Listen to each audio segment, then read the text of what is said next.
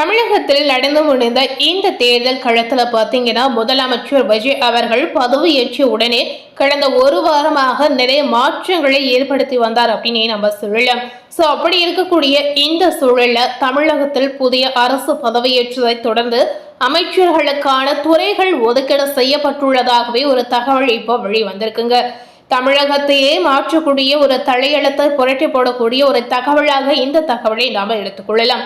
அதாவது யார் யார் எந்த பொறுப்பில் அமைச்சராக பொறுப்பை ஏற்க போகிறார் அப்படின்ற தகவலை நிச்சயமா நாம இந்த வீடியோ மூலம் தெரிந்து கொள்ளலாம்.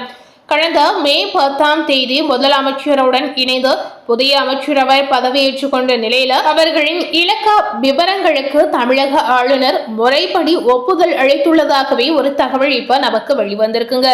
சோ இது குறித்த அதிகாரப்பூர்வ அரசாணை மற்றும் செய்தி குறிப்பை பார்க்கும் பொழுது சென்னை லோக்பவன் ஆளுநர் மாளிகை இன்று வெளியிடப்பட்டுள்ளது அப்படின்னு சொல்லப்படுது. அதாவது புதிய பதவியேற்றுள்ள திரு சி ஜோசப் விஜய் அவர்கள் மாநிலத்தின் மிக முக்கிய துறைகளை தன்வசம் வைத்துள்ளதாகவே ஒரு தகவல் தற்போது வளம் வந்து கொண்டிருப்பதாகவே நாம சொல்லலாம்.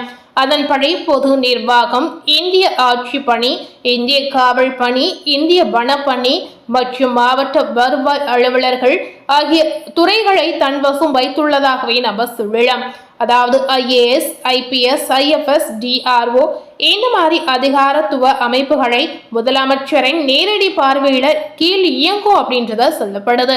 அதாவது இந்த துறையில என்ன நடக்குது அப்படின்றது முதலமைச்சர் அவர்கள் உடனுக்குடன் தெரிந்து கொள்ளக்கூடிய ஒரு சூழல் இருக்கு அப்படின்னு நம்ம சொல்லலாம்.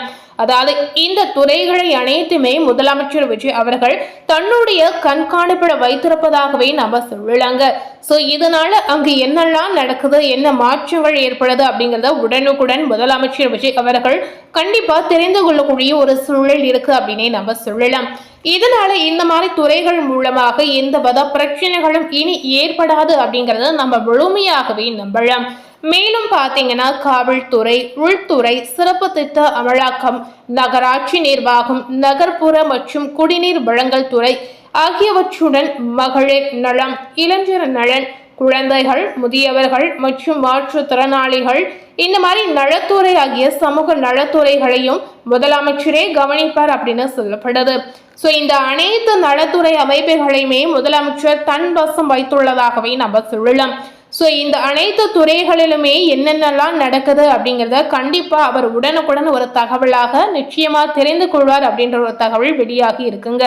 சோ இதனால பாத்தீங்கன்னா நாட்டில் என்ன நடக்குது, நம்மளுடைய தமிழகத்தில் என்னென்னலாம் நடக்குது அப்படின்ற தகவல் கண்டிப்பா முதலமைச்சர் அவர்களுக்கு தெரிய வரும் அப்படின்றத நம்ம உறுதியாகவே சொல்லலாம். சோ இப்போ எந்தெந்த அமைச்சர்கள் என்ன பதவி ஏற்றி இருக்காங்க அப்படின்ற தகவலை பாத்தீங்கன்னா ஊரக வளர்ச்சி மற்றும் நீர்வளத்துறை அமைச்சராக திரு என் ஆனந்த் அவர்கள் நியமிக்கப்பட்டுள்ளதாகவே சொல்லப்படுது. இவர் ஊரக வளர்ச்சி, ஊராட்சிகள் மற்றும் ஊராட்சி ஒன்றியங்கள், வறுமை ஒழிப்பு திட்டங்கள், கிராமப்புற கடன் விவகாரங்கள் மற்றும் பாசனம், சிறுபாசனம் உள்ளிட்ட அனைத்து பாசன திட்டங்களையுமே இவர் நிர்வகிப்பார் அப்படின்னு சொல்லப்படுது. பொதுப்பணி மற்றும் விளையாட்டு மேம்பாட்டுத்துறை அமைச்சராக திரு ஆதம் அர்ஜுனா அவர்கள் பொறுப்பேற்று உள்ளாருங்க. இவருக்கு பொதுப்பணித்துறையின் கீழ் வரும் கட்டிடங்கள், நெடுஞ்சாலைகள் மற்றும் சிறு துறை முகங்கள், அதனுடன் விளையாட்டு மேம்பாட்டுத்துறையும் ஒதுக்கப்பட்டுள்ளதாகவே சொல்லப்படுது. மக்கள் நல்வாழ்வு மற்றும் மருத்துவ கல்வித்துறை அமைச்சராக KG அருண்ராஜ் அவர்கள் நியமிக்கப்பட்டுள்ளார். இவர் சுகாதாரம், மருத்துவ கல்வி மற்றும் குடும்ப நலத்துறை ஆகிய பொறுப்புகளை கவனிப்பதாகவே சொல்லப்படுது. அது மட்டுமில்லாமல் தமிழகத்தின் புதிய நிதித்துறை அமைச்சராக மூத்த அரசியல் தலைவர் திரு KE செங்கோட்டையன் அவர்கள் நியமிக்கப்பட்டுள்ளார். இதனால மாநிலத்துல நிதி மேலாண்மை, ஓய்வூதியம் மற்றும் ஓய்வூதிய படிகள் ஆகிய துறைகள் இவருக்கு வழங்கப்பட்டுள்ளதாகவே ஒரு தகவல் வெளிவந்திருக்கு. உணவு மற்றும் நுகர்வோர் பாதுகாப்பு துறை அமைச்சராக திரு P வெங்கட்ராமன் அவர்கள் பொறுப்பேற்று உள்ளாருங்க. இவர் உணவு மற்றும் பொது விநியோக திட்டம், அதாவது ரேஷன் கடைகள், நுகர்வோர் பாதுகாப்பு மற்றும் சந்தை விலை கட்டுப்பாடு இந்த மாதிரி துறைகளை இவர் நிர்வகிப்பார் அப்படின்னு சொல்லப்படுது. அடுத்ததாக எரிசக்தி மற்றும் சட்டத்துறை அமைச்சராக திரு R நிர்மல்குமார் அவர்கள் நியமிக்கப்பட்டுள்ளார். இவருக்கு மின்சாரம் மற்றும் மரபுசாரா எரிசக்தி மேம்பாட்டுத்துறை வழங்கப்பட்டு இருக்கிறது. மேலும் பாத்தீங்கன்னா சட்டம், நீதிமன்றங்கள், சிறைச்சாலைகள், ஊழல் தடுப்பு பிரிவு, சட்டமன்ற விவகாரங்கள், ஆளுநர் மாளிகை தொடர்புகள், தேர்தல்கள் மற்றும் களவுச்சீட்டு ஆகிய முக்கிய பொறுப்புகளும் இவருக்கே ஒதுக்கப்பட்டுள்ளன அப்படின்னு சொல்லலாம். அதாவது நிர்மல்குமார் அவர்களுக்கு நிறைய பொறுப்புகள் கொடுத்திருப்பதாகவே ஒரு தகவல் வெளிவந்திருக்கு. பள்ளி கல்வித்துறை, தமிழ் வளர்ச்சி, தமிழ் மற்றும் பொதுஜன தொடர்புத்துறை அமைச்சராக திரு ராஜ்மோகன் அவர்கள் நியமிக்கப்பட்டுள்ளார். இவர் பள்ளி கல்வித்துறை, தொல்லியல் துறை, தமிழக ஆட்சி மொழி மற்றும் தமிழ் பன்னாட்டுத்துறை ஆகியவற்றை கவனிப்பதாகவே சொல்லப்படுது. இதனுடன் பார்த்தீங்கன்னா தகவல் மற்றும் பொது ஜன தொடர்பு, அதாவது செய்தித்துறை, திரைப்பட தொழில்நுட்பம் மற்றும் திரைப்பட சட்டம், இந்த மாதிரி விஷயங்களை இவரை கவனிப்பதாகவே நம்ம சொல்லலாங்க. அது மட்டுமல்லாமல் அரசு துறை மற்றும் அரசு அச்சகம் ஆகிய துறைகளுமே இவரை நிர்வகிப்பார் அப்படின்னு சொல்லப்படுது. அடுத்ததாக இயற்கை வளங்கள் துறை அமைச்சராக டாக்டர் TK பிரபு அவர்கள் பொறுப்பேற்று இருக்கிறார். இவருக்கு கனிமங்கள் மற்றும் சுரங்கல் துறை பொறுப்புகள் வழங்கப்பட்டு இருக்கிறது. புதிய தொழில்துறை அமைச்சராக செல்வி கீர்த்தனா அவர்கள் நியமிக்கப்பட்டுள்ளார். இவரிடம் மாநிலத்தின் மிக முக்கிய துறைகளான தொழில்கள் மற்றும் முதலீட்டு ஊக்குவிப்பு துறைகள் ஒப்படைக்கப்பட்டு இருக்கிறது. சென்னை லோக்பவன் ஆளுநர் மாளிகையில பொதுஜன தொடர்பு அலுவலகத்தால் வெளியிடப்பட்டுள்ள இந்த இலக்கா ஒதுக்கீட்டின்படி புதிய அமைச்சர்கள் அனைவருமே பார்த்தீங்கன்னா உடனடியாக தங்களது கோட்டைகளில் பொறுப்பேற்று பணிகளை தொடங்குவாங்க அப்படின்ற ஒரு தகவல் வெளிவந்திருக்கு.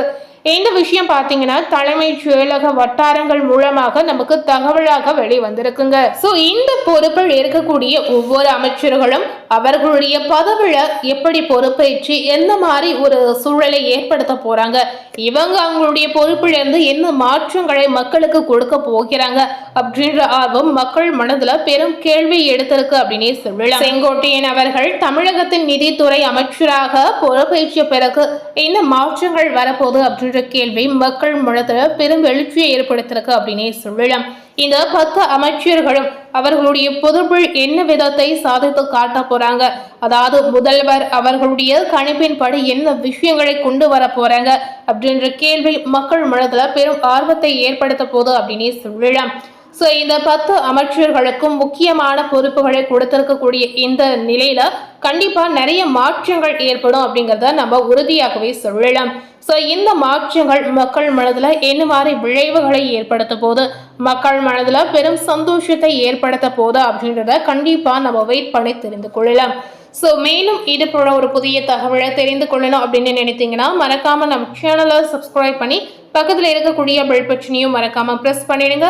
நீங்கள் சப்ஸ்கிரைப் பண்ணால் மட்டுமே நம்ம சேனலில் போடக்கூடிய எல்லா நியூ அப்டேட்டான வீடியோஸும் நீங்கள் உடனுக்குடன் பார்த்து தெரிந்து கொள்ளலாம். ஸோ மறக்காம சப்ஸ்கிரைப் பண்ணால் மட்டுமே நம்ம சேனலில் போடக்கூடிய நியூ அப்டேட்டான அரசியல் சார்ந்த வீடியோக்களை நீங்கள் உடனுக்குடன் பார்த்து தெரிந்து கொள்ளலாம். தேங்க்யூ.